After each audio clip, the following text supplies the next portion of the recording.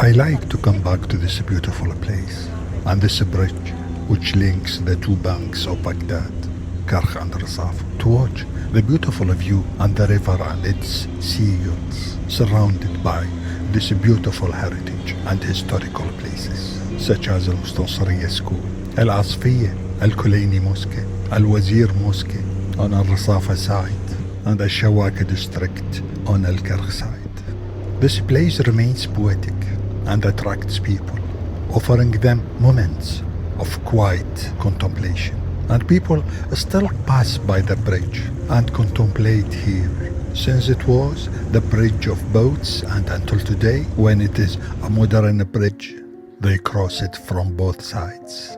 This place was always the perfect, beautiful place from the time of its construction. From the first time they decided to extend Baghdad and make Rasafa an extension of Al-Karkh. And day by day, Al-Rasafa has become larger than Al-Karkh. So most schools, mosques and events took place in Baghdad, the rectangular Al-Rasafa, and not in Baghdad, the round Al-Karkh. Since its construction, this bridge has remained for a long time the only one connecting the two banks of Baghdad and the ideal place for meditation. Today I will talk about two Orientalists who came here to this particular place. They loved and admired it.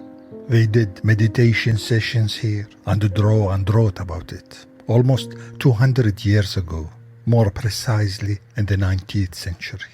Of course, this place was more beautiful because it was the port of Baghdad. It was here the customs of the port means that each ship or boat arriving had to moor here to pass the goods through customs. Here people were resting and waiting to welcome a relative or a friend. Here was the gathering of merchants, travelers, and those who would like to meditate, and also those who wanted to listen to the traditional Iraqi song. Here was the beating heart of Baghdad. The first was the English traveler, James Buckingham, who visited Baghdad in 1816.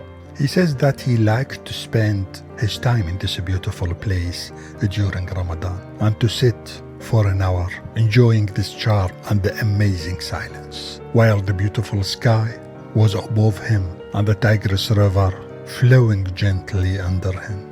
He was able to hear people's songs of joy from both banks of the Tigris River, which were fully lit all along the river and as far as the eye could see.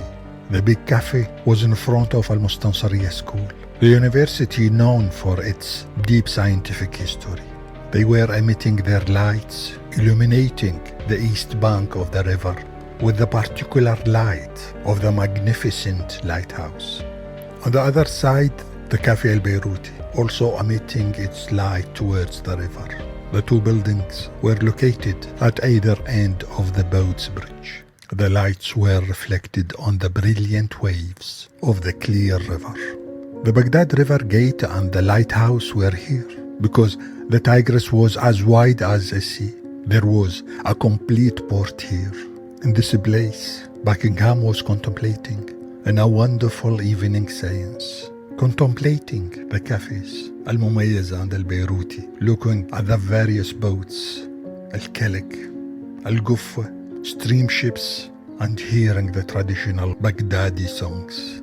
The calm, the serenity, the moonlight, and the cafes gave the most beautiful landscape that a traveler could see.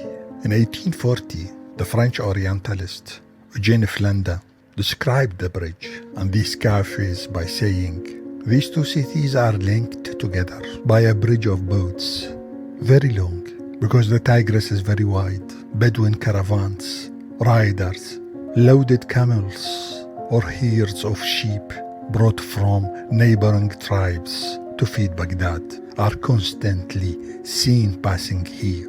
At the two extremities of the bridge are two cafes with an open gallery, while the Baghdadis go to seek the pleasure of keef by smoking an elegant nargile, the best tobacco of the Orient, and sipping their fine mocha coffee.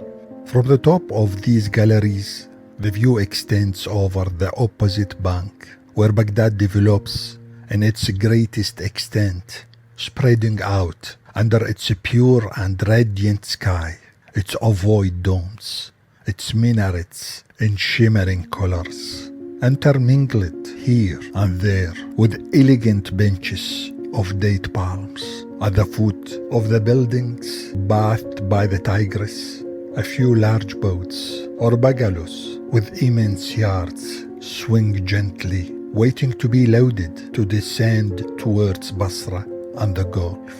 On the other side, Al-Momaïz and Al Beiruti cafe, located on Al-Karkh side, which was expropriated to annex it to the end of Al-Ma'mun Bridge. It was known as the Hanging Cafe because it was located on the first floor above a series of shops in its quiet location overlooking the Tigris. In the 40s and 50s, Al-Momaïz Cafe became more like a public library where students took it as a place of study. It is no coincidence that the place attracts people and seagulls because the place is really beautiful, and its beautiful heritage gives it aesthetics and meaning.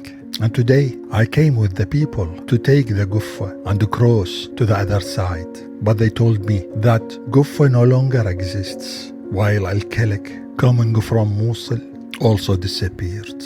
Ships have also disappeared. So where are the cafes? They too have disappeared. The author Al-Momaïz says that in the early 60s, the municipality appropriated Al-Momaïz coffee in a direct way and destroyed it to widen the corniche of Al-Mustansariyya. This was done under the instructions of former President Abdel Karim Qasim, who gave his speech in which he criticized that the cafe was in front of the school, hiding the inscription line surrounding the school, Al-Mustansariyya. So the cafe was erased as part of Al-Mustansariyya school restoration works. The place remains beautiful, even though the port has long since disappeared, and cars and trucks have come, and the river transport has almost disappeared from the place.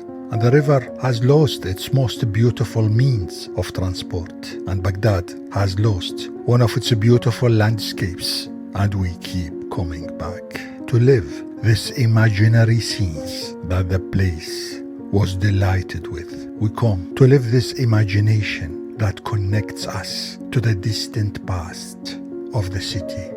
Goodbye. And the place is always beautiful and is always nice to be here.